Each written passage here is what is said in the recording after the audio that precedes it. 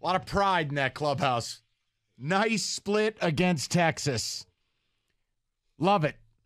We are 4 games out, 2 games Maton adjusted, and we're playing 2 of the rattiest teams in baseball over the next week. Let's do the business. No better way to celebrate America than this baseball team getting closer in the AL Comedy Central. Rico, how are you? I know the air quality's wreaking havoc on your sinuses. I'm sorry. Yes, it is, my friend. So listen, as much as I'd like to talk about it, shout out Torque. Nice to see a functional baseball player appear today. He's back. He's totally back. Best right-handed hitter in a generation. We have a very short show, so let's just dive into it. I want to play for you something that is the equivalent of saying, F you, enjoy D's nuts. I'd like to play you Steve Yzerman audio from last night. Here's the audio as he was interviewed by Emily Kaplan. Tell me you're comfortable without telling me you're comfortable. Now, enjoy D's nuts. They come salted or roasted or plain. Take a listen to this. When asked, hey, when are we going to see you in the playoffs again? Here's what he had to say. What am I listening to in year 5 of a rebuild? Do you understand the set of balls you got to have? I mean, Stevie should have rolled up with a wheelbarrow, and they should have walked through the door before him. To go up there in year 5 of a rebuild when a franchise hasn't been to the playoffs in 7 years, and you're just whistling Dixie, we're in the collection phase. What? I think it basically told everybody, don't expect a trade, because the trade didn't happen. And I got this. You got to trust me. I think all of Detroit owes maybe Ken Holland an apology because he says it's going to take 10 years. Stevie came out and said, no, I can save you a little off the top. I can do it in 9 years. Oh, and the Steve bots are already out in full force. Well, one of them's going to be on at 6. I mean, Wojo's just, he's an Yzer you bot. know what? Because he's forgotten more about hockey than you'll ever know. Oh, listen. That's the dumbest take of all time. Because all of these people allegedly know more than average morons. But the difference is I could put Kenny in charge of the Red Wings, and in 5 off seasons, we'd have the same playoff appearances. Yeah, there should be a little pressure. There should just be a conversation. Yeah. People talk. I want you to go back to Joe Dumars. Joe Dumars was a legend. Who won you a title as a player and a president. And made 6 straight Eastern Conference Finals. His reward was his house burning down and he got fired. No one is asking for the man to be fired. I'm simply saying you got to have a conversation and go, you know what? You can't go to the podium last night, do nothing, and then you do the interview. Saying nothing would have been better than saying that, because that was an F you to anybody who's like, hey, we're $8 million below the salary floor. We could easily just add a nice player, keep the rebuild moving. We're not asking for anything reprehensible. We're not saying put all your eggs in one basket and do something stupid. Right. I'm just speechless. They didn't make a move for Mishkov. They didn't try to move up. They didn't get to 5 or 6. As he was sliding down. And again, now you read today, it sounds like this kid's going to be here in a year or 2 max. Then you factor in no trades happen, which the Steve bots will tell you, see, doesn't matter. Because the other teams don't have what we have. Cap space, treasure chest. Yeah. We're below the salary floor. Good news is, but don't worry. We picked up a couple of 4th-line boners from Edmonton. Bobby Yakamata or whatever the hell is. Who cares? The good news is Steve went up to the podium and pulled a Jim Costa. Whoa. Calm down. I know. But guys, there are fans sitting in the arena excited about the draft, hearing their GM say this on a giant screen. What are we doing here? How do you feel if you're a season ticket holder and you're saying, well, why would I continue to do this? That's my whole point. And show up. You are telling your customers we blow and I don't intend to make us better. That's what that statement says. And if you were down there, you probably are a Steve bot. So, yeah. He spoke to the crowd. David, I don't appreciate you swinging the mic over to me like that. That was a little aggressive, all right? I've been anti-Steve Bot from day F and one, and you know that. Yesterday was frustrating as hell. And to hear, you know what? I can get over the DeBrincat stuff because there was a reason why we weren't going to get him yesterday. But the comments, to openly do that and say that to your fan base, who they've allowed you all the grace in the world every year, from year 1 to year 5, they've said, you know what? He built something in Tampa. Let's get him a couple extra years. It's going to be fine. At a point, you're going to have to start winning hockey games. And to say that to your fan base who've given you nothing but grace, I'm sorry, but that's a strike. And I used to be Steve Bott. I'm recovering Steve Bott. It's all right, buddy. It's okay. But it was frustrating as hell being downtown last night. I know. Now, it broke me a little bit. Now read the room for us. Give us a sample. I mean, you were in your element last night.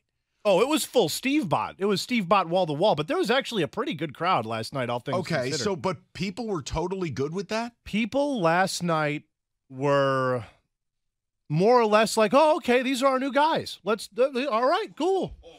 You know what? They'll be here in a few years. It'll be fun. Hey, can I make a statement? Hey, can we just give Rico the runway that in year 5 of Mel Tucker, Rico's allowed to stay? We're still in the collection phase. Yeah, we're hitting the portal hard. We're getting some players. We're going to take a step forward. It's just not right now. You know what? We're still chopping. Right. We are still chopping. We're still in the chop phase. Okay? Got to keep chopping. Keep chopping. It is remarkable to me. I mean, I'm going to tell you something. If you, I know this will anger some people, but if you do that in Chicago, Boston, New York, Philly, you go to the podium in year 5 as a GM and you say that, they'll throw you off a bridge. Yeah, in year 5, I saw no sense of urgency, which makes me wonder, does year 6 bring any urgency? Does year 7 bring any urgency? Well, here's the other thing. And I don't want to extrapolate this, but that was the concern that I had was, hey, this isn't what you should be saying. Hey, guys, we were there for about 18 hours. Right. How about we really just try to do something? Here's how I view it, too, and you don't have to agree with it. You don't even have to respect it. But I'm going to tell you how I view the world of sports. You get 3 years in a rebuild.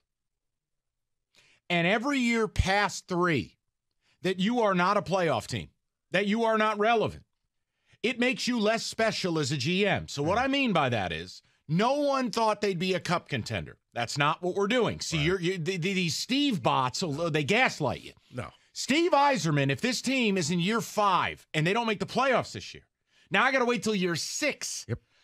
You're not special.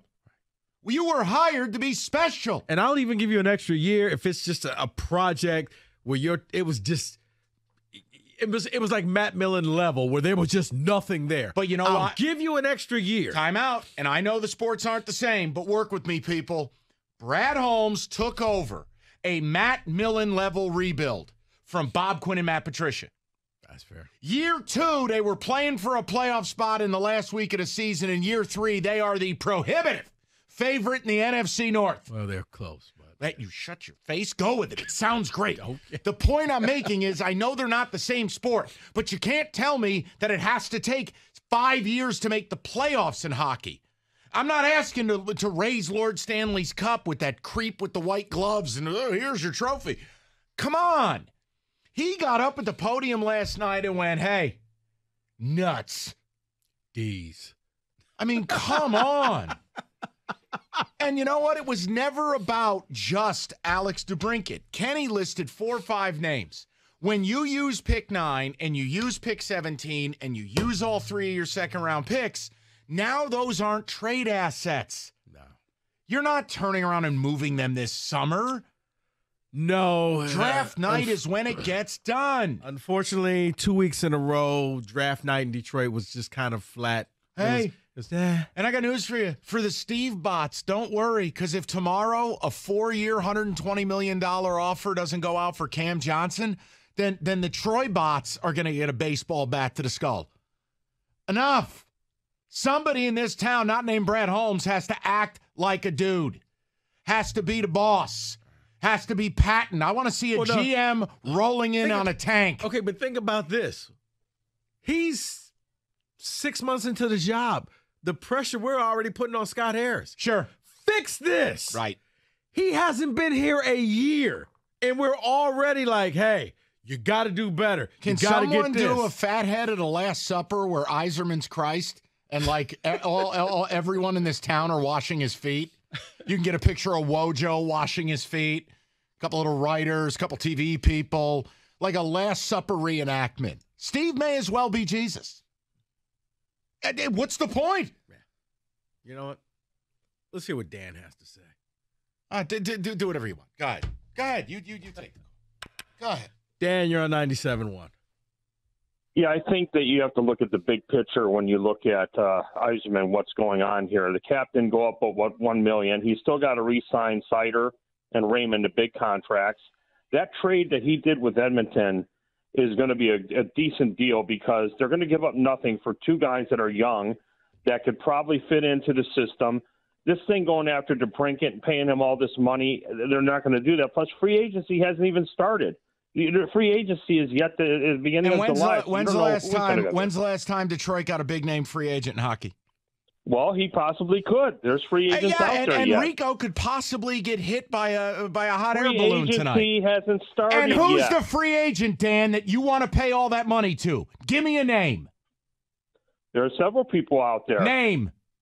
There's guys on Toronto that they could go after that are restricted free agents. Who? Who's the player? Austin Matthews is one. Oh, so hold on. You want me to believe that Austin Matthews is just going to go out into free agency? That's what we're doing. He's not. It's an example. Yeah, and here's my example. All your leverage. And by the way, the salary cap, you have an advantage right now. The fact that it didn't go up and it's about to, you have $8 million under the floor. Nobody else has money.